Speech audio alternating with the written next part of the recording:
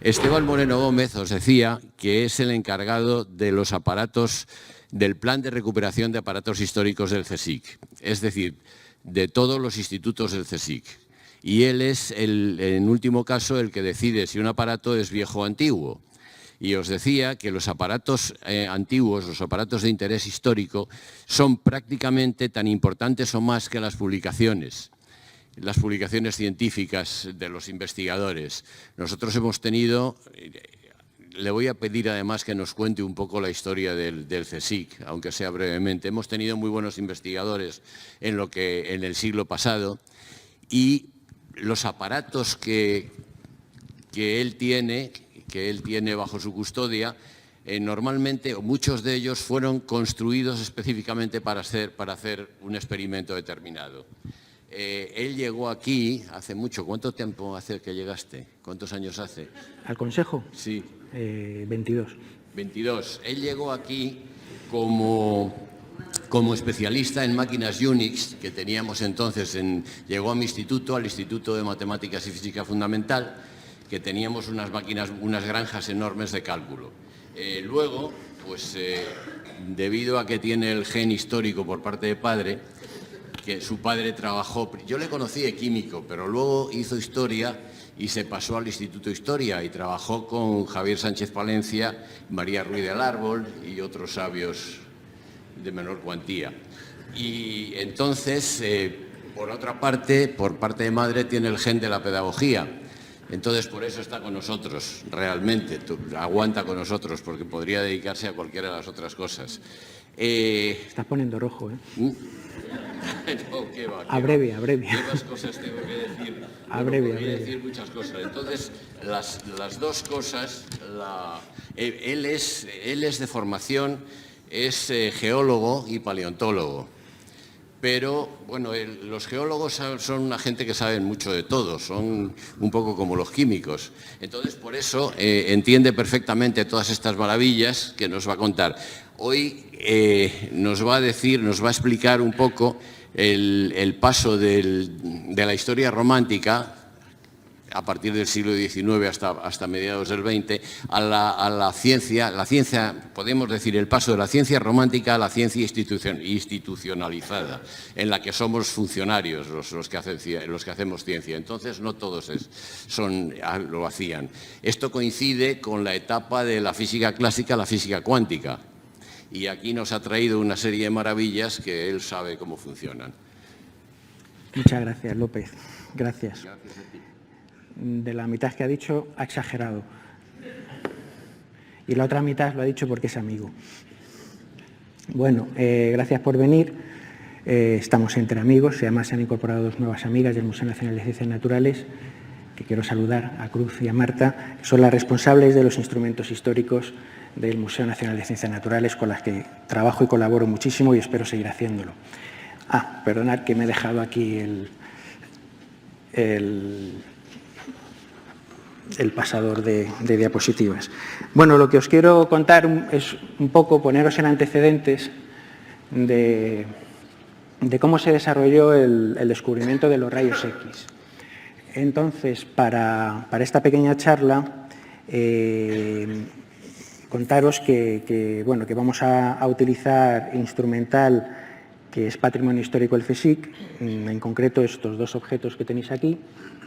Tienen 72 años, que puede no parecer mucho porque el CSIC tiene institutos como el Museo Nacional de Ciencias Naturales de más de 2 siglos de antigüedad, tiene instrumentos mucho más antiguos, pero que en concreto esta ampolla de vacío, pues 72 años y conservando el vacío, pues es bastante impresionante, ¿no? Bueno, lo que os voy a comentar es cómo surgió el descubrimiento de los rayos X. Y lo vamos a intentar entre todos de alguna forma averiguar mediante un relato en el que convergen, como casi todos los grandes descubrimientos en la ciencia, distintos caminos, distintas disciplinas, ¿no? En concreto, vamos a ver cómo el desarrollo del vidrio o de la industria del vidrio, el desarrollo de los instrumentos de electromagnetismo, el desarrollo de la fotografía, es decir, una serie de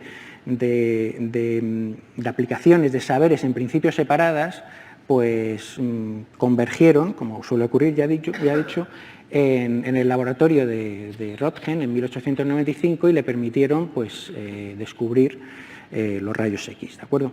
Bien, no es necesario resaltar la importancia que tuvieron los rayos X, que fue inmediata tanto en medicina como luego en cristalografía y en otras disciplinas, y lo importante es que han resultado para el estudio de la estructura de la materia, ¿de acuerdo? Bueno, pues vamos allá. Bueno, como os he dicho, usaremos aparatos históricos.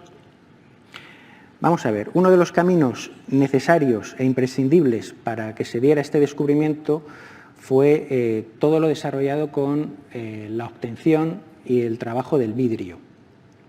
Hay autores de historia de la ciencia que consideran que la revolución científica esta que se aplica desde las primeras publicaciones de Galileo hasta digamos, lo que viene a ser la revolución científica moderna con Faraday, Darwin, etcétera, no hubiera podido ocurrir sin todo el aparataje de vidrio que ya había llegado a los laboratorios en aquella época. Es decir, de hecho, en concreto, la charla de hoy está, como veis, centrada en el vidrio. Muchos de los instrumentos que tenéis aquí se hicieron en talleres especializados de soprado de vidrio y no hubiera podido desarrollarse esta y otras técnicas sin este hallazgo. Plinio el Viejo nos cuenta, siempre lo hace de forma muy didáctica, que el vidrio se descubrió por casualidad, como casi todo lo que explica Plinio se descubre por casualidad, como recordar los pastores de Magnesia, etc., cuando unos mercaderes sirios en el desierto pues, eran mercaderes de sal, de natrón, de salitre, y una noche pues, tuvieron frío y quisieron hacer un fuego y cocinar algo en el fuego y pusieron las mismas tortas de natrón de sal que llevaban, las pusieron en el fuego para encima poner recipientes y calentarlos, y el calor vitrificó esa sal. Entonces descubrieron que la sal se había convertido en un material brillante, más duro, y bueno, según Plinio ese es el descubrimiento del vidrio. En cualquier caso, sea cual sea el origen del vidrio, que nunca lo sabremos, lo que sí es cierto es que ya en el año 1500 a.C. en Egipto hay artilugios hechos con vidrio, ¿de acuerdo? Entonces, desde ahí hasta los momentos en los que vamos a llegar en el cambio del siglo XIX al XX, pues el vidrio supuso no solo un objeto de lujo, sino también un objeto muy importante en muchas ramas de la ciencia. Recordad la alquimia, la química y otros muchos, ¿de acuerdo? Bien. Otro de los caminos interesantes necesarios para llegar a este descubrimiento de los rayos X fue el de la luminiscencia. Y es curioso porque poca gente sabe que el fenómeno de la luminiscencia fue por primera vez descrito por un español, por Nicolás Monardes. En su libro Las cosas que se traen de las Indias Occidentales, él describe cómo los nativos de Filipinas realizan infusiones de una madera que se conoce científicamente como el lignum nephriticum. Es unas infusiones que utilizaban para tratar dolencias del riñón, de ahí el nombre. Y esa infusión emitía luz de forma natural, es decir, es la primera vez que se describe en la historia el fenómeno de luminiscencia, que es la emisión de luz sin necesidad de incandescencia, ¿de acuerdo? De una fuente de calor, ¿de acuerdo? Es iluminación en frío, si queréis verlo así, ¿de acuerdo? Bueno, después se ha descubierto que el agente químico de esta infusión es la madlanina. De hecho, un compañero nuestro y muy importante en el plan de recuperación de instrumentos históricos, que es Ulises Acuña, fue el que realizó este redescubrimiento y lo publicó en su momento. Bien, la luminiscencia, como todos sabéis, está la quimioluminiscencia, la fosforescencia, la fluorescencia, y esto me sirve para que en esta charla seguro que muchos de vosotros vais a redescubrir algunos de los experimentos que hemos hecho con vosotros en clase, ¿de acuerdo? Con el curso de óptica que hemos dado con algunos de vosotros, o los distintos cursos de óptica, os hemos hablado de estos dos fenómenos. Ya sabéis que nosotros siempre hablamos de la piedra de Bolonia, que ya la describe Galileo. Pues la piedra de Bolonia se debe a que Vincenzo Casariolo, pues que era un zapatero, metido también a filósofo de la naturaleza, pues describe que hay una roca, que tiene una sustancia que al recibir luz luego la emite, una vez que se le priva de de esa incidencia de la luz, en la oscuridad sigue emitiendo luz, ¿no? Desde entonces se conocía eso como el fenómeno la piedra de Bolonia, que ya Galileo lo cita, ¿de acuerdo? Es más importante que unos siglos después Becquerel se diera cuenta de que, en concreto, cuando se le aplica al sulfato de calcio luz, este luego produce una emisión de luz con una longitud de onda más larga que la que le hemos metido. Es decir, emite luz en una franja de energía más baja, mayor longitud de onda, pero menor energía, ¿de acuerdo? Ya sabéis por los cursos la diferencia que hay entre la fluorescencia y la fosforescencia. Os lo pongo aquí para que veáis la animación. La fluorescencia, en cuanto la sustancia recibe la luz, inmediatamente emite en una frecuencia más baja, en una frecuencia más baja, sí, luz en forma de colores. Y la fosforescencia, por el contrario, tarda más. Es decir, un objeto fosforescente tarda más en desprenderse de ese dopaje de luz que ha recibido, ¿de acuerdo? Si queréis, apagamos un momentín la luz y os recuerdo simplemente la diferencia entre ambos fenómenos. Lo hace Javier, que ya le han dicho dónde es. Aquí tengo una placa que vosotros mismos me vais a decir de un material fluorescente, fosforescente y otra, ¿de acuerdo? Entonces, si le aplico luz a la placa, veis que emite luz más brillante, ¿de acuerdo? Pero que cuando dejo de excitarla ya no emite luz. Y por el contrario, cuando hago lo mismo con la placa fluorescente, durante un periodo de tiempo de varios segundos sigue emitiendo luz, ¿de acuerdo? Bien. Esto mismo se puede aplicar en algunos minerales. Aquí tengo un mineral que, si no recuerdo mal, sí, es un ópalo, que tiene también fluorescencia. ¿Veis? Aquí dejo de excitarlo y ya no emite luz. Pero cuando lo excito, emite luz en otra longitud de onda distinta. Estoy dándole en azul y emite en una especie de verde amarillento, ¿no? Vale, bien. Ya podéis, Javi, gracias. Bueno, estos pequeños incisos los hago para que veáis que esta pequeña charla no solo se va a dedicar a instrumentos históricos y a cómo se descubrió los rayos X, sino que también tiene mucho que ver con muchas de las cosas que vosotros dais en clase. Aunque evidentemente los rayos X y los rayos catódicos que vamos a ver no entran dentro de vuestras competencias, de vuestro currículo, como se diría, siempre sabéis que en las jornadas nos gusta daros un poquito más, ¿de acuerdo? Bien, otro de los caminos, hemos hablado del vidrio, de la luminiscencia. Otro de los caminos es la obtención del vacío, y esto también nos lleva a muchos de los cursos que habéis hecho vosotros. Perfectamente sabéis que la primera persona que consiguió realizar un vacío más o menos permanente en un recipiente es Torricelli, y con muchos de vosotros hemos hecho el experimento de Torricelli con mercurio, hemos dado la vuelta, habéis medido los 760 milímetros de la columna de mercurio que se forma, es decir, habéis visto cómo se empezó a medir la presión atmosférica, el primer barómetro. Lo interesante para nuestra charla es que en la parte superior del tubo, Torricelli fue la primera persona que consiguió realizar un vacío parcial, un vacío relativamente elevado. Siguió pasando el tiempo y Otto de Guericke, del que también nos hemos hablado en algunos cursos, desarrolló una bomba mecánica para extraer aire de recipientes. Y seguro que recordaréis, porque hemos hecho este experimento con vosotros, las famosas esferas de Madenburgo, ¿de acuerdo? Esto estaba antes unido y ahora mismo no se puede separar porque hemos extraído gran parte del aire que hay dentro, entonces la propia presión atmosférica evita que podamos separarlo. Otto de Guericke lo que hizo fue este experimento, pero a lo grande y delante de muchos ciudadanos, porque él era alcalde de su ciudad.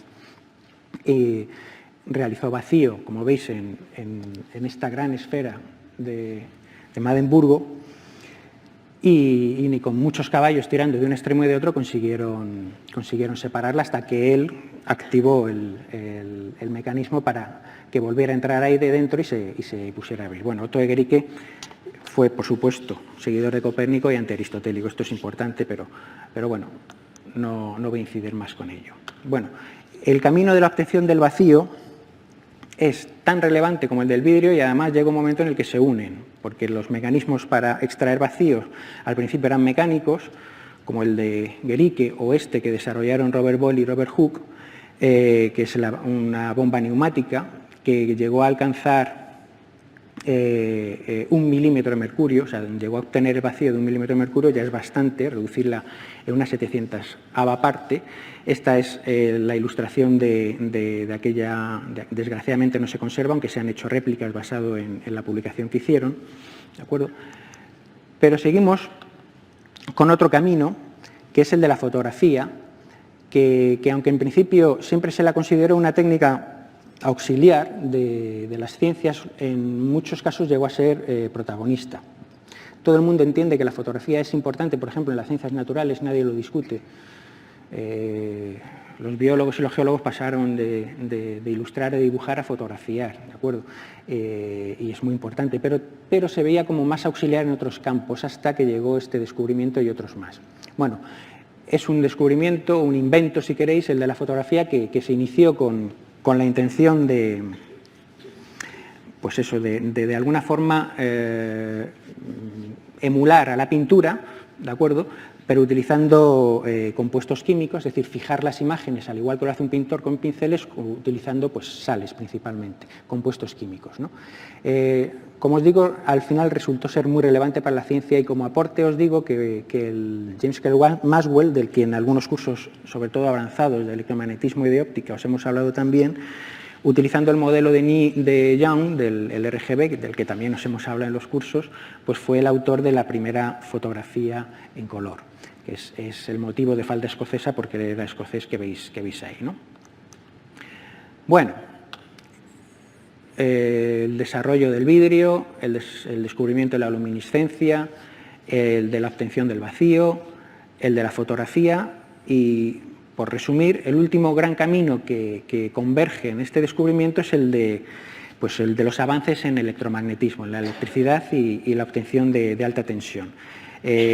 Podríamos retomarnos a también lo importante que fueron los descubrimientos de Galvani y de Volta para principalmente llegar a acumular energía, las pilas, que también hemos visto en vuestros cursos, pero vamos a obviar ese paso y vamos a ir directamente al desarrollo del primer transformador. El primer transformador lo inventa Faraday, puesto que es Faraday quien descubre la inducción magnética, de la que también os hemos hablado en los cursos, y bueno, inmediatamente se mejora, ¿no?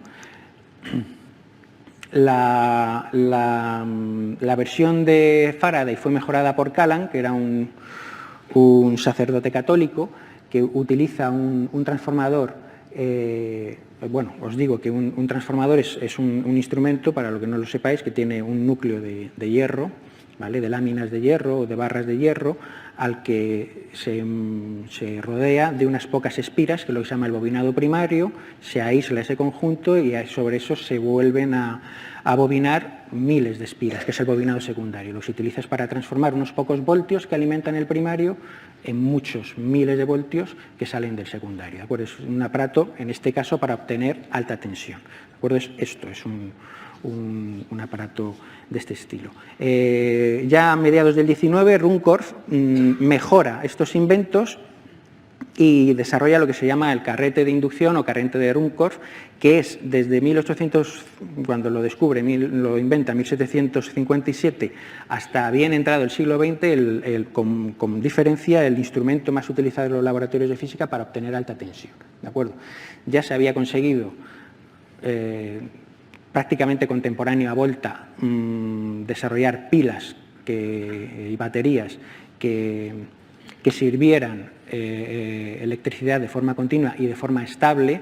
Ahora el problema era elevar esa tensión, ¿de acuerdo? Y eso con Ruhmkorff se consigue. Bien. Con este aparato lo que se consigue es producir chispas entre estos dos electrodos, ¿de acuerdo? De forma que si yo derivo de estos dos electrodos cables, pues puedo llevar la alta tensión donde yo quiera, ¿de acuerdo? Vamos a ver si tengo, si me apagas un momento y la luz otra vez, Javier, te voy a marear hoy un poco. Si veis el funcionamiento de este Ruhmkorff. Este Ruhmkorff fue adquirido en 1950 por el entonces Instituto Instrumental Científico Leonardo Torres Quevedo para un plan que tenían de desarrollo de instrumental didáctico. Es de la marca Label, que si no recuerdo ahora mal es suiza. Y lo interesante es, primero, que es muy similar al original, es decir, en formato es interesante, para llevar a las aulas de 1950, y segundo, que todavía funciona, es decir, que tiene 72 años y el dieléctrico, por ejemplo, que es el material aislante, pues no se ha deteriorado lo suficiente. Entonces vamos a ver si funciona. Ahí lo veis.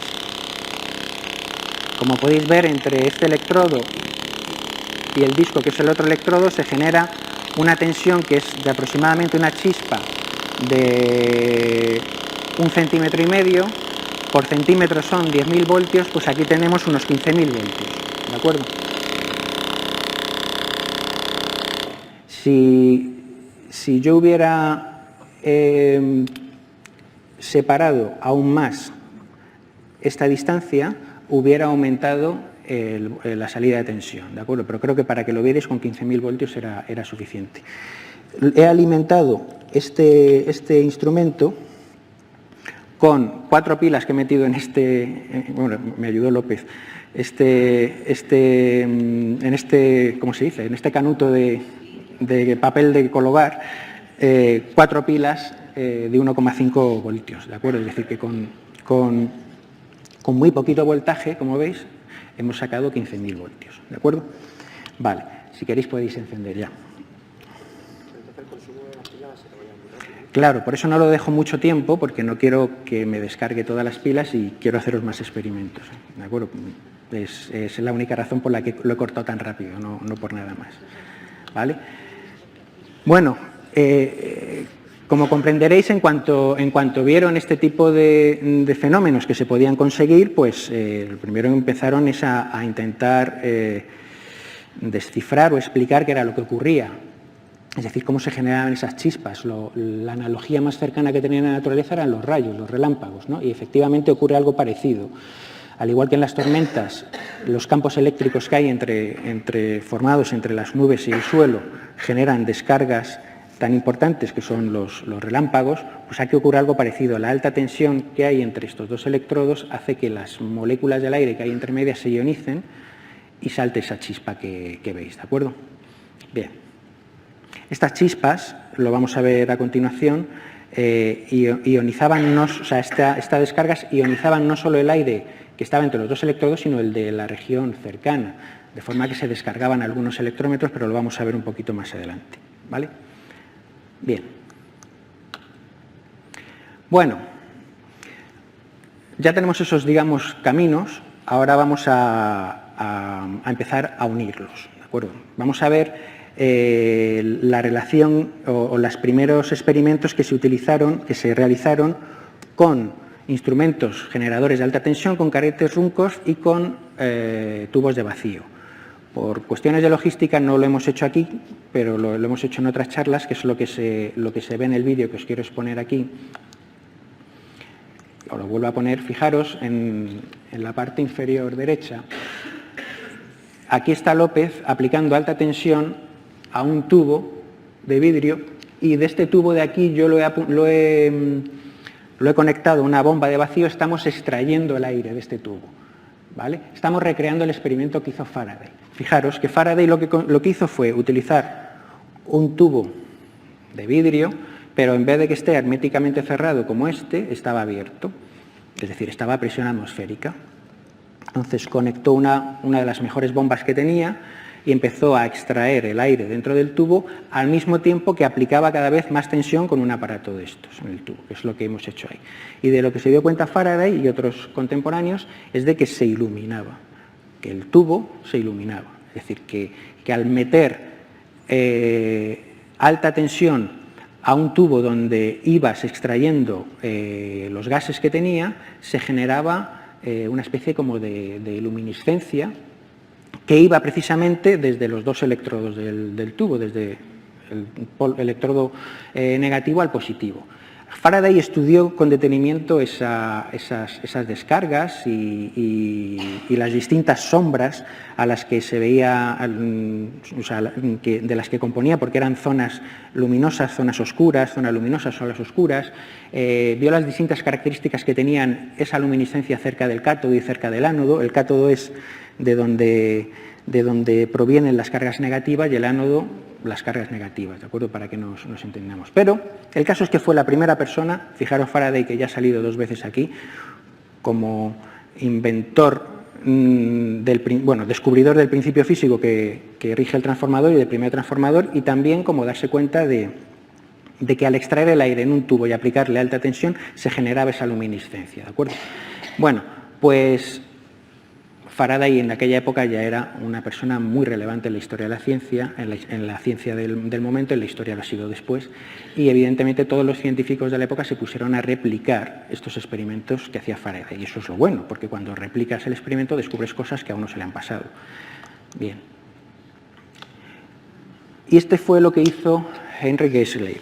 Este hombre pues mejoró la forma de construir tubos de vidrio y además la forma de aplicarles vacío y dejarles los electrodos, que esto llevaría para otra charla, dejar los electrodos dentro del tubo antes de hacer el vacío, porque es que ahora os parece una cosa muy sencilla, pero como yo extraigo el aire de aquí con los tubos dentro, con el electrodo dentro, el electrodo también es el tapón, ¿de acuerdo? Bueno, pues es un poco como lo de los barcos en las botellas, que mucha gente dice, ¿cómo meten los barcos en la botella? Pues algo similar. Bueno, este hombre, Geisler, desarrolló mejores tubos de vacío y mejores formas de hacer vacío en los tubos, ¿de acuerdo? Y es al que se le debe, el primer vacío importante, del orden de 1/10 de torr, de milímetro de mercurio, ¿de acuerdo?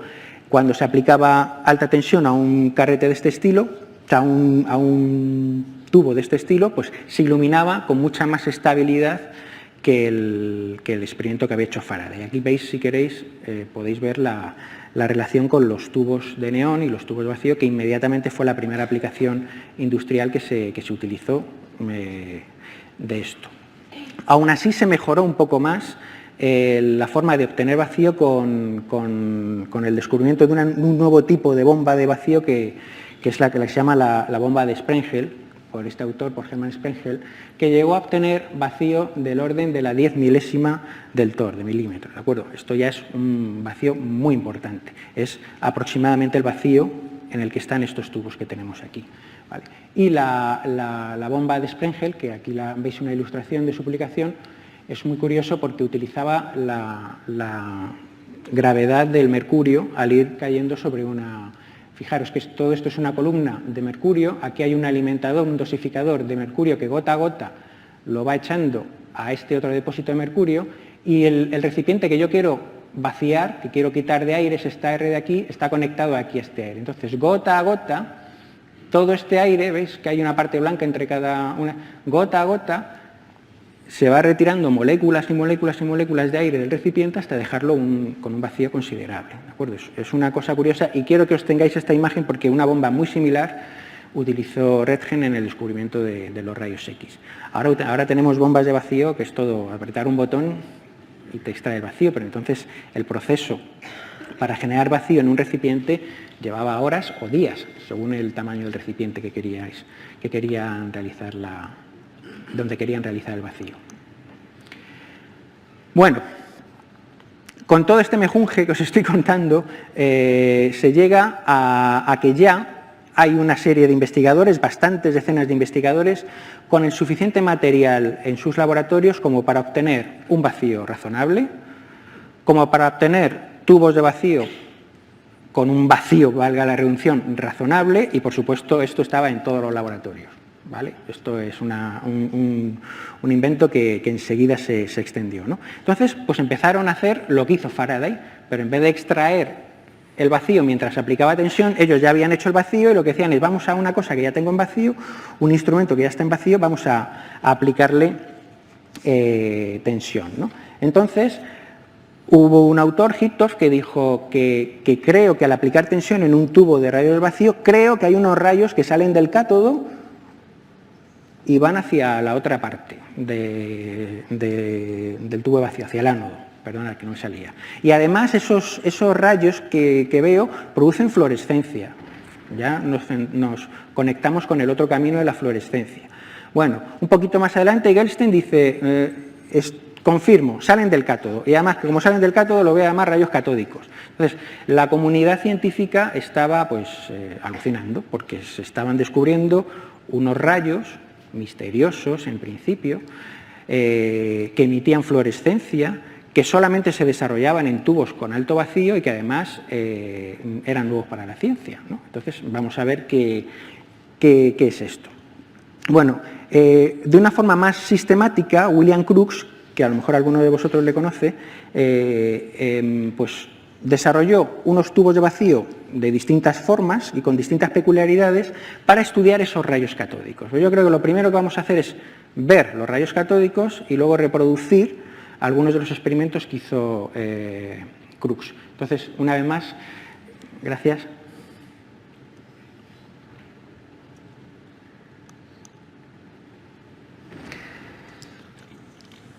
Paso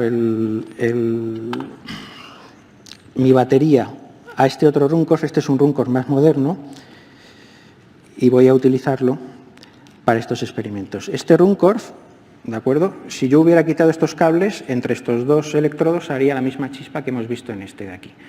Pero ahora estos dos electrodos les he conectado unos cables y uno de ellos lo he puesto en el cátodo de este tubo, que este es un tubo de Crookes, y el otro en el ánodo, ¿de acuerdo?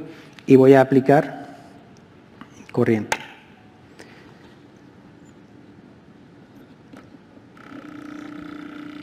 Como veis, la parte posterior del tubo se ilumina de un color verde, ¿de acuerdo? Bien, esto es porque hay unos rayos, que ahora mismo no vemos porque no conseguimos total luminosidad, oscuridad, salen del cátodo para ir hacia el ánodo y al chocar contra las paredes del vidrio emiten ese color verde. No vamos a encenderlas todavía. Crookes lo que hizo fue, vamos a estudiar la naturaleza de estos rayos. A ver, ¿estos rayos traspasan objetos? Dicho de otro modo, ¿te han llegado a ti que estás con el móvil estos rayos o los ha parado el vidrio? Porque a lo mejor te estoy irradiando con rayos catódicos y no te has dado cuenta. Entonces, lo que hizo fue poner una cruz de Malta, ¿de acuerdo?, en el camino de estos rayos catódicos, ¿de acuerdo? Entonces, veamos qué es lo que pasa. Como veis, no atraviesan la cruz porque estáis viendo la sombra de la cruz, ¿de acuerdo? Bueno, pues lo primero es que estos rayos catódicos no traspasan objetos como esta cruz de aluminio, ¿vale? Bueno, entonces puedes estar tranquilo porque no te irradia con rayos catódicos, ¿vale? Pero otra cosa que vieron es que os lo voy a mostrar un poco así de forma... Ahí va. De forma... Me lo he cargado.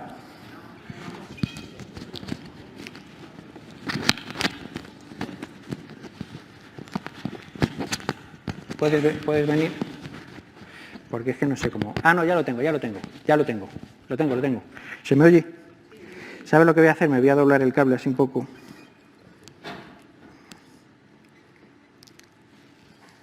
Espero no habérmelo cargado.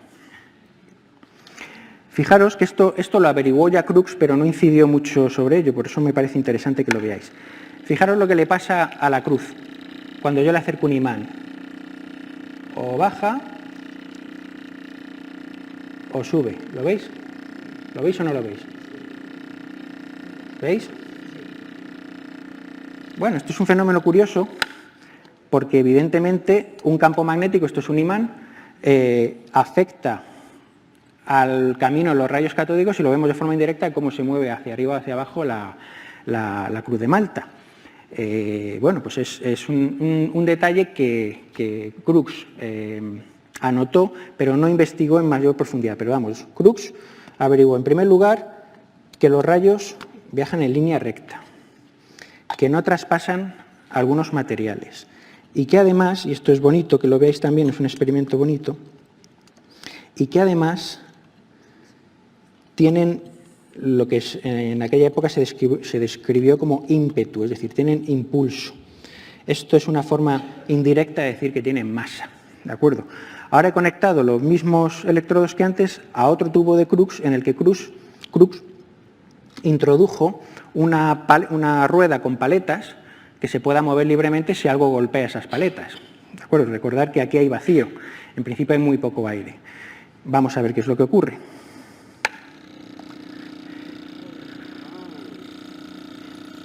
¿Vale? Fijaros que los rayos catódicos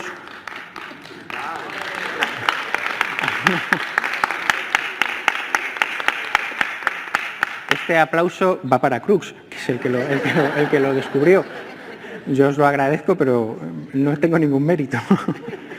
Bien, ahora vuelve porque tiene cierta pendiente, vuelve a su sitio. Entonces, bueno, pues sabemos que estos rayos emiten fluorescencia, porque no os lo he contado, pero las paredes del vidrio, normalmente cuando se dieron cuenta de los rayos catódicos, o las pintaban con fósforo o las dopaban con algún elemento como el bario, que son fluorescentes, ¿de acuerdo? Entonces, emitía fluorescencia. Se veía afectado por un campo magnético. Viajaba en línea recta y tenía ímpetu, movimiento, o por así decirlo, o generaba movimiento, es decir, tenía masa, ¿vale? Bueno, pues aquí nos vamos a quedar de momento. Vamos a seguir un poquito con la historia. Si podéis dar la luz.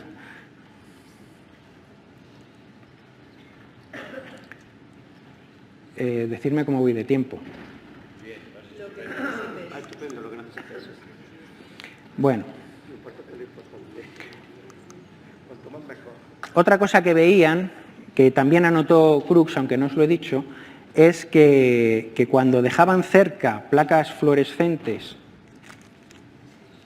o fosforescentes o alguna placa de fotografía, alguna película fotográfica de la época, pues y trasteaban con los rayos catódicos, la película fotográfica se velaba, se ponía como con niebla, pero tampoco entendían el por qué.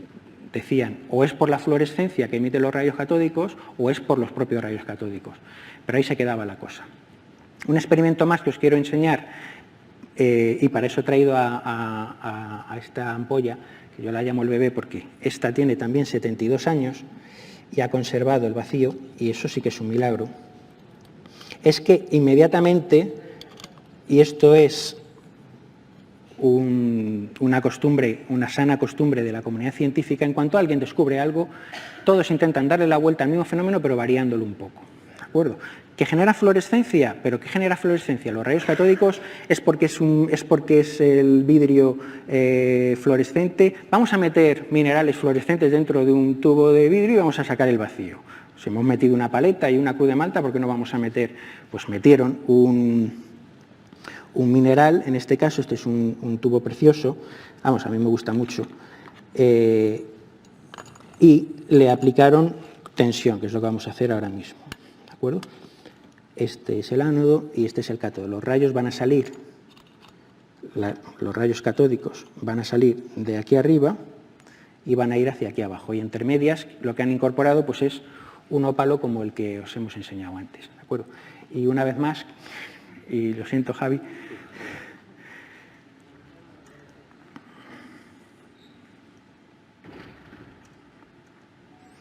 me espero para que lo vea también él. Bueno, pues, ¿veis? Aquí vemos la fluorescencia del vidrio, que es este verde amarillento que hay aquí, y además, ¿veis el mineral? ¿Lo veis? Que emite luminiscencia a una longitud de onda distinta, ¿de acuerdo? Y si os fijáis también cerca del ánodo hay como una zona de neblilla púrpura, ¿de acuerdo? Que esto es algo parecido a lo que vio Faraday cuando extrajo vacío en su primer experimento. En realidad los rayos catódicos no se han visto nunca, no se vieron, ya veréis por qué, igual que los rayos X. Lo que se ve es la fluorescencia que originan mientras recorren su camino, ¿vale? Bueno, por no marearte más, si queréis seguimos así. Bueno, puede dormirse alguien, pero será un efecto de los rayos catódicos. Bien, seguimos. Este fenómeno que observó Crookes y otros de que los rayos catódicos se veían afectados por el magnetismo estaba señalado, pero no estaba estudiado en profundidad. Y esto lo hizo Jean Perrin, que aquí le veis, es esta persona, si no recuerdo mal, Perrin es esta persona que está hablando con Marie Curie en la primera conferencia Solvay. Es una de las conferencias más importantes, las Solvay, que yo lo llamo reunión de pastores oveja muerta, bueno, pues reunión de físicos y de químicos de altísima calidad, descubrimiento asegurado. ¿Vale? Pues esto es lo que hizo Solvay, que fue un magnate, un hombre con mucho dinero, que dijo, voy a hacer a modo filantrópico que se reúnan los mejores físicos y químicos de la humanidad, pues de vez en cuando. Entonces él pagaba todo y ahí se reunían y imaginaos lo que salían de esas discusiones. Por cierto, que en varias de estas reuniones fue el físico Blas Cabrera, que era una de las personas en su campo más importante. Bien, Jean Perrin lo que hace es estudiar este fenómeno de cómo afecta el campo magnético a los rayos catódicos de una forma sistemática, de una forma muy inteligente y además muy creativa, porque desarrolla un tubo de Crookes similar a los que hemos visto antes, es decir, alargado, pero pone enfrentado al cátodo una placa con una pequeña rendija, es decir, ya sabemos que los rayos catódicos solo van a pasar por la rendija, ¿vale? Y hace que incidan esa pequeña lámina de rayos catódicos incidan en una lámina transversal que ha pintado con sustancia fosforescente, ¿de acuerdo? Entonces, lo bonito es que es una forma gráfica o indirecta de ver el camino de los rayos catódicos y de poder estudiar mejor el fenómeno de cómo lo perturba un campo magnético, ¿no? Entonces, encendemos, veis que hay una línea, ¿la veis? Esperad, que entonces a lo mejor lo he conectado, sí, lo he conectado al revés. So sorry. Es que con la oscuridad, a veces... No, simplemente que, claro, estaba... Bueno, podía haberlo cambiado aquí, pero no, ahora lo vais a ver. ¿La veis, verdad? Bien. Bueno, pues lo que hizo Perrin fue, una vez que tengo, por así decirlo, marcado el camino que siguen los rayos, voy a enfrentarles un polo norte de un imán o un polo sur de un imán. ¿De acuerdo? Si le enfrento el polo norte, fijaos lo que le pasa a la línea, se dobla hacia arriba, ¿la veis? Y si le enfrento el polo sur del imán, se dobla o se inclina o se flexiona hacia abajo. ¿Lo veis? Bueno, esto me recuerda a que en muchos cursos os hemos explicado la ley de la mano derecha. En primer lugar, esto lo que se deduce de esto es que los rayos catódicos, los rayos catódicos tienen naturaleza eléctrica, ¿de acuerdo? Es decir, son electricidad, por así decirlo, son electrones, para entendernos. Entonces, si tienen carga eléctrica negativa, se tienen que ver afectados por un campo magnético conforme pues, las leyes de Lorentz, ¿de acuerdo? Y una de las formas que os hemos enseñado en los cursos de ver las leyes de Lorentz es con la ley de la mano derecha, ¿de acuerdo? ¿No os acordáis? Recordáis que usamos la mano derecha, el dedo corazón es el que marca el campo magnético, el dedo índice el sentido de la corriente y el dedo pulgar hacia dónde va la fuerza. Entonces, si yo enfrento un polo norte, el campo magnético sale de los polos norte. Entonces, el dedo corazón tendría que ir mirando hacia vosotros.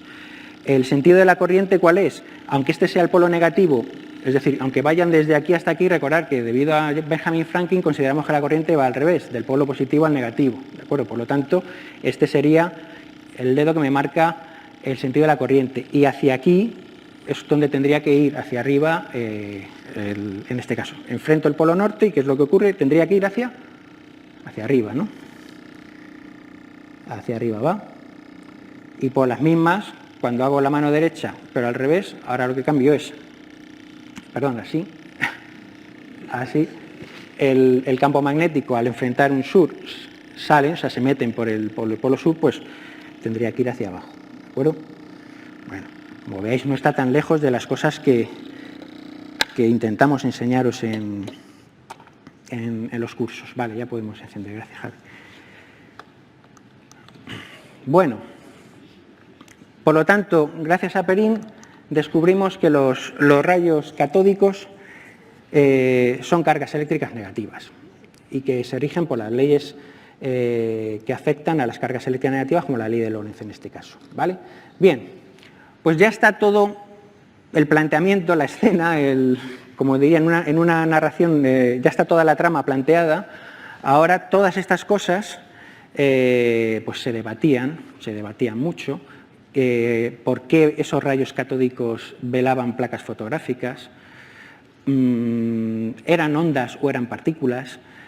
Una serie de preguntas pues, que acuciaban a la comunidad científica del momento. Entonces Röntgen, en su laboratorio de la Universidad de Würzburg, en Alemania, pues lo que se hizo fue con un equipamiento similar a este y una bomba de Sprengel como la que hemos visto antes, ¿no? Y lo que hizo fue reproducir todos los experimentos que se estaban llevando a cabo para intentar ver qué relación había entre estos rayos catódicos y la fluorescencia, entre estos rayos catódicos y que se velaran placas fotográficas, etc. El equipamiento de Röntgen era un carrete de Runcorf que podía sacar hasta 70.000 voltios, alimentado por una batería de 8 voltios, más o menos como lo que tenemos aquí, una bomba de Sprengel y placas fotográficas, minerales, todo lo fluorescente que él pudiera conseguir, ¿de acuerdo? Bien, este es su laboratorio, ¿de acuerdo? Actualmente se conserva el laboratorio de Röntgen. Si vais alguna vez a Alemania lo podéis ver, pero si no, virtualmente lo podéis ver también. Por ejemplo, se conserva el reloj. En todo el laboratorio de física de la época había un reloj de péndulo. Todo el tensionado, toda la alimentación eléctrica en aquellos años era por el techo. Solo podéis ver, si visitáis el laboratorio histórico que hay aquí en el Instituto Rocasolano, podéis ver que toda la alimentación eléctrica no es como ahora, que te tienes que agachar o que están a tu altura, todo venía de arriba. Se conserva su Runcorf, su carrete Runcorf, se conservan muchas cosas de Röntgen. Bueno, pues él se puso a reproducir todo lo que se estaba haciendo en la época. Y os voy a leer las siguientes palabras de Röntgen. Dice: si se conecta un carrete de Runcorf a un tubo de Hickox o de Crookes, es decir, a un tubo de vacío, y se cubre el tubo con una funda de cartón negro, es decir, aíslan el tubo con una funda de cartón negro y se le aplica alta tensión, se observa que las pantallas fluorescentes que están en la mesa o un poco más alejadas se iluminan cuando se producen las descargas. Tanto en la cara fluorescente da hacia el tubo como si le das la vuelta, ¿de acuerdo? Y esto es un efecto que es visible hasta varios metros. Bueno, él lo que hizo fue, pues esto, aislar el tubo. Yo voy a... para esto no va a ser necesario que apaguemos la luz. Voy a utilizar este tubo, el tubo que teníamos antes, el tubo de Crookes.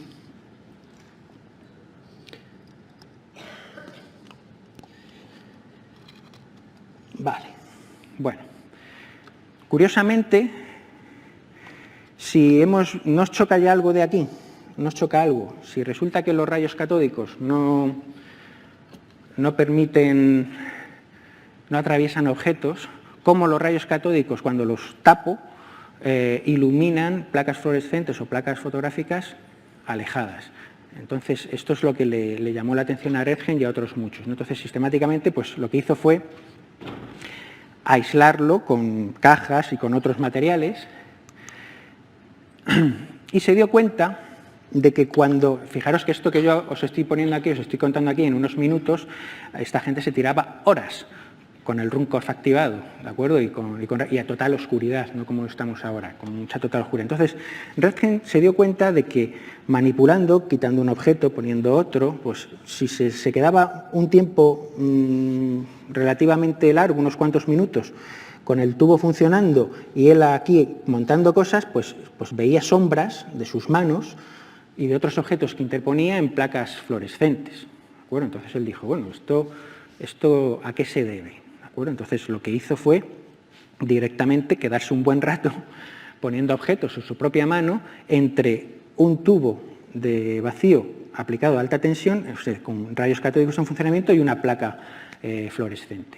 Y vio que poco a poco se iba formando, de la misma forma que habéis visto antes, que se quedaba en la placa fluorescente el láser, se iba formando la silueta de su mano. Bueno, no voy a decir las palabrotas que dijo, pero dijo, onda, esto aquí pasa algo, esta proyección de un objeto tiene que significar algo. Cambió la disposición del montaje, ¿de acuerdo? Y lo que hizo fue pues, elevar el tubo de Crookes y ponerse de una forma más cómoda con la mano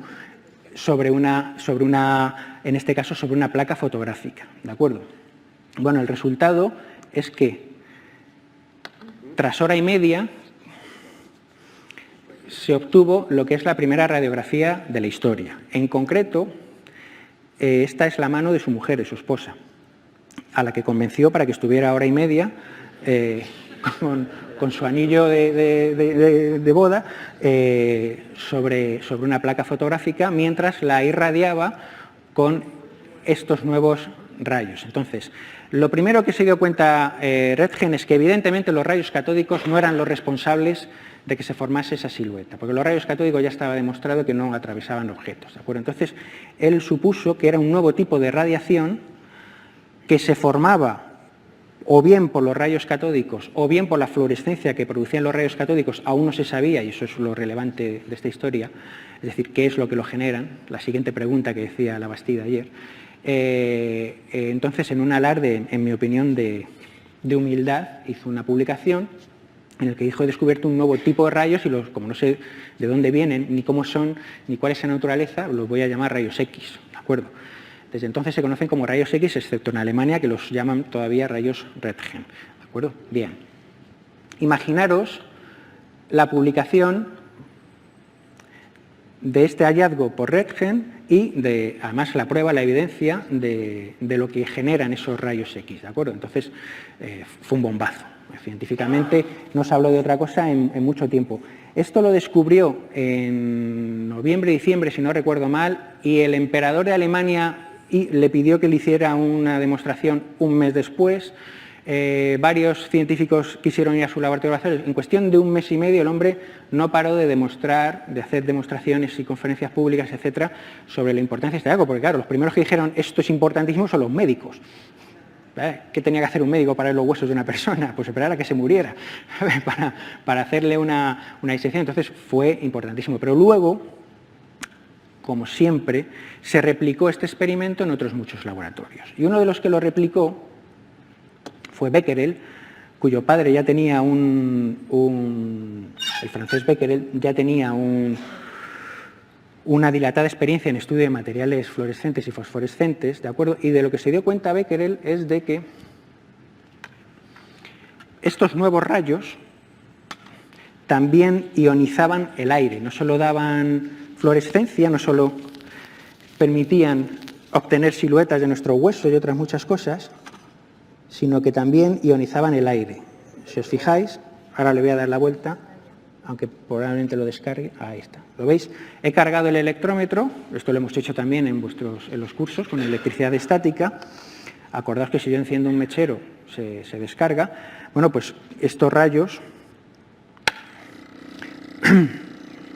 acaban descargando con el tiempo ese electrómetro, ¿de acuerdo? Es decir, Becquerel le dijo a Röntgen: he descubierto que estos rayos que tú has descubierto además ionizan el aire, es decir, al ionizar el aire que hay entre estas dos láminas del electrómetro, lo vuelven conductor y las dos láminas pierden su carga y se juntan. ¿De acuerdo? Lo habéis visto, habéis hecho electrómetros de estos en clase.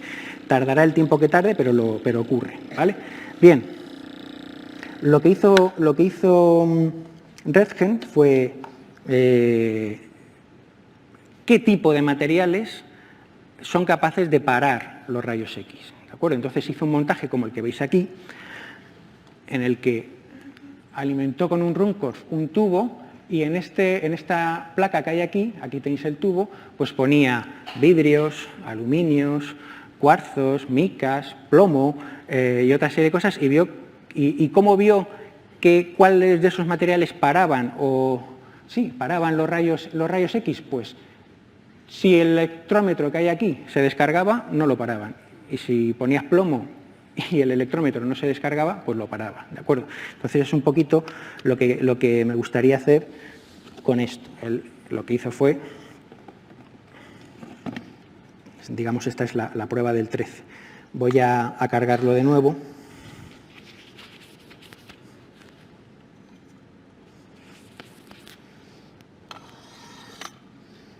¿vale? Y vuelvo a activar. Entonces, él probó distintos materiales, yo he puesto una caja. ¿Vosotros qué creéis? ¿Que los rayos X atraviesan la caja o no? Bien, vale. Bueno, pues lo vamos a dejar trabajando un rato, pero lo interesante de este experimento es que él utilizó esta propiedad de que los rayos X ionizaban el aire como un elemento para caracterizar la intensidad de los rayos catódicos. Es decir, si yo aplico, fijaros que la tensión que hay dentro de ese tubo es proporcional a la distancia que yo haya hecho en el Runcorf. Si yo aplico más tensión, se me descargará antes el electroscopio o después, o más lentamente. Es decir, la intensidad de esos rayos X que se producen dependen de la tensión que yo aplique en el tubo, y esa intensidad a su vez ioniza más el aire. ¿De acuerdo? Y parecerá una cosa trivial y evidente, pero en el siguiente descubrimiento relevante para la historia de la humanidad, que fue el de la reactividad, fue algo impresionante, porque Marie Curie ya se ha descargado, ¿lo veis? Marie Curie y Pierre utilizaron un montaje similar con un electroscopio en vez de con un electrómetro para determinar la intensidad de la reactividad, porque también se descubrió que la radiactividad, los elementos radiactivos, ionizaban el aire, no solo los rayos X. Por eso ahora se habla, o lo habéis oído alguna vez, de radiaciones ionizantes, que son las peligrosas, más peligrosas que las radiaciones no ionizantes. ¿De acuerdo? Bien. Bueno. Los rayos catódicos son electrones, los rayos X fueron un nuevo tipo, con posterioridad. Estos son, digamos, los cimientos experimentales para que ya en el primer tercio del siglo XX se apuntalara un modelo atómico de la naturaleza, que es el que os enseñamos a vosotros. Un núcleo positivo, electrones en torno al núcleo positivo. En esta época no estaba todo eso tan claro, ¿vale? Es una reacción ionizante que, como veis, está entre el ultravioleta y los rayos gamma, ¿de acuerdo? Y fijaros que el orden de magnitud de su longitud de onda es muy similar al del átomo, por eso lo ponen aquí como del mismo tamaño, de un orden de magnitud similar al de los átomos. Si sabemos que los cristales están compuestos por átomos, pues los otros, además de los médicos, otros que quisieron echar el diente a los rayos catódicos, a los rayos X, pues fueron los que se encargaban de descifrar la naturaleza de los cristales y los minerales. ¿De acuerdo? Vamos primero con las aplicaciones de la medicina, muy rápidamente, López. Una de las primeras personas que ya en el siglo XX se benefició desde un punto de vista bueno, no desde un punto de vista malo, de estos descubrimientos fue Mónico Sánchez Moreno. Si alguno de vosotros no sabe quién es Mónico Sánchez Moreno, es un recurso didáctico para vuestros niños alucinante, porque es un autodidacta, un ingeniero que aprendió por correspondencia ingeniería eléctrica, español, de Ciudad Real, y que con su título ganado por correspondencia se fue a Nueva York con el dinero que consiguió ahorrar de sus padres y allí fundó una empresa y llegó a vender esa empresa luego por varios millones de dólares y compitió con Edison, compitió con Tesla en igualdad de condiciones, ¿de acuerdo? Y se rifaban los inventos de Mónico Sánchez. Mónico Sánchez, entre otras cosas, ya cuando volvió rico a España, a Piedrabuena, su pueblo natal, que fue el primer pueblo de España en tener alumbrado eléctrico, porque él lo puso, pues desarrolló un aparato de rayos X portátil, es decir, todo esto que veis aquí en pequeñito.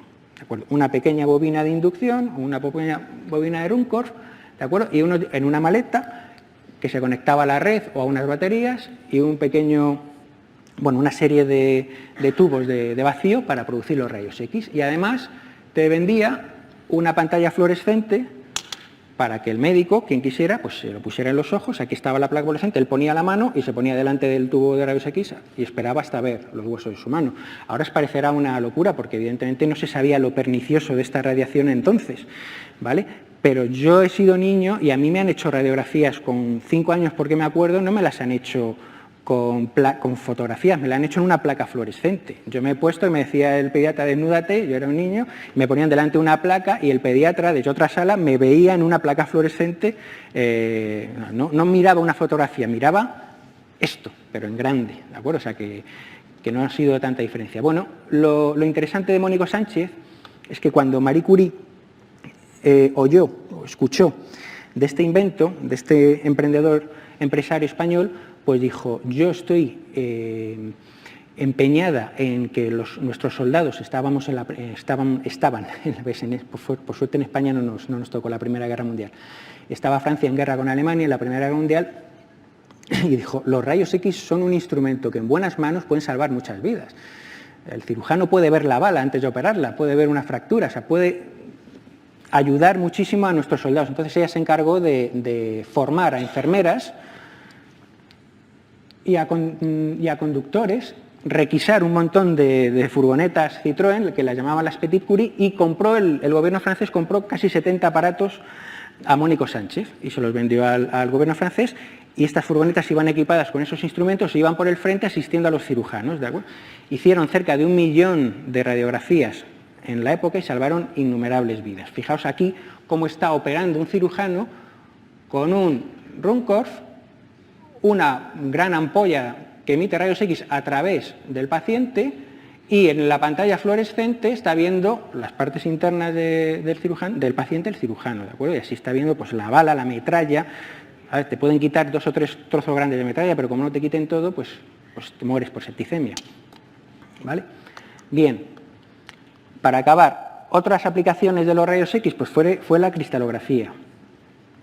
Como os he dicho antes, la longitud de onda de los rayos X es del mismo orden de magnitud que el de los átomos. Entonces, los mineralólogos, los geólogos, los cristalógrafos, la gente que estudiaba la materia hasta entonces solo imaginaba las propiedades internas de los cristales por correlación con la forma que tenían externa, por la geometría externa que tenían los cristales, ¿de acuerdo? Pero al incidir rayos X en un aparato con polvo o con cristales montados, debido a que los rayos X se difractaban, que fue una de las pruebas que se utilizó para apoyar su naturaleza ondulatoria, pues generaban luego un patrón que se llama patrón de difracción, que reproducía la regularidad a la que están colocados los átomos en el interior de un cristal. Y a partir de ahí nació una nueva cristalografía, la cristalografía basada en rayos X, y se pudo ver que realmente un cristal de pirita que es cúbico, pues también tiene los átomos en su interior ordenados de forma cúbica, etcétera, etcétera, etcétera. ¿De acuerdo? Bueno, para acabar, ¿cómo se generan esos rayos X? Porque no os lo he comentado. Los rayos X que hemos generado aquí, y los que habéis estado irradiados por ellos, por cierto, son de baja intensidad y se generan por un fenómeno que se llama Weierstrahlung, o radiación de frenado. Lo que ocurre es que los electrones, esos rayos catódicos que salen del cátodo, al incidir sobre el ánodo, esto que hay aquí, os lo voy a repetir ahora el vídeo, este electrón que anda va a entrar un electrón, que es el que viene el rayo catódico, y va a incidir en un ánodo y se va a ver frenado, porque es una carga negativa que va a entrar en el espacio, en la región controlada por un átomo con una carga positiva muy elevada, es decir, con un número Z, un número atómico muy elevado. Entonces lo que hace es que la velocidad que tiene se frena, y al frenarse, esa diferencia de energía entre la que llevaba y con la que sale se emite en forma de rayos X. Es una de las formas de generar rayos X, hay otras más, ¿vale? Por eso el ánodo en los tubos de rayos X es un metal que suele ser de elevado peso Z, de elevado masa atómica. ¿Vale? En las mamografías creo que se utiliza molibdeno, por ejemplo, porque se utilizan de baja intensidad. También se utiliza wolframio y otros estilos. Lo pongo otra vez más para que lo veáis. Veis que frena y emite, que es eso amarillo que sale en esta animación, rayos X. ¿Vale? Y bueno, pues esto es todo lo que os tenía que contar.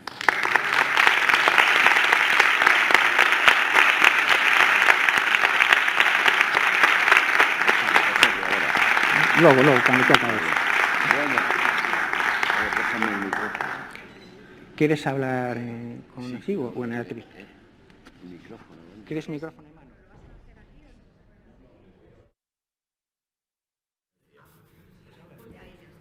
A ver, ¿me escucháis?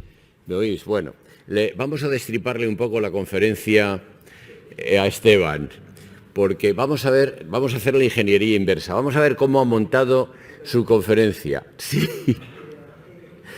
Fijaos que es una conferencia hecha con el esqueleto STEM. Es decir, él ha centrado un problema científico, el descubrimiento de los rayos X. Pero para estudiar el descubrimiento de los rayos X ha tenido que señalar las tecnologías, acordaos de la T de tecnología, las tecnologías que estaban en aquel momento a disposición del científico. Es decir, de las STEM, las famosas STEM, la ciencia coge todas las tecnologías que tiene a su alcance. ¿Qué hace? Las emplea. Él os ha dicho exactamente cuáles eran las tecnologías. Si no recuerdo mal, era la de vacío, la del vidrio, la de la alta tensión y ¿cuál otra? El descubrimiento de la luminiscencia y el magnetismo. Entonces, todas esas eran las que estaban a disposición. Los científicos las utilizan todas y hacen un nuevo descubrimiento. Esto lo veis claro, que está montada así la conferencia. Y este nuevo descubrimiento, la S otra vez, inmediatamente, por medio de la ingeniería, se traduce en una nueva tecnología, los rayos X. Los rayos X de campaña, del que va Madame Curie con los estos, y entonces se hace tecnología. Es decir, las STEM son circulares. Entonces las tecnologías nuevas se aprovechan otra vez, como él ha dicho, para estudiar las difracciones de los metales, que vuelven a ser otro descubrimiento. Le hemos destripado un poco la conferencia, pero a él no le importa.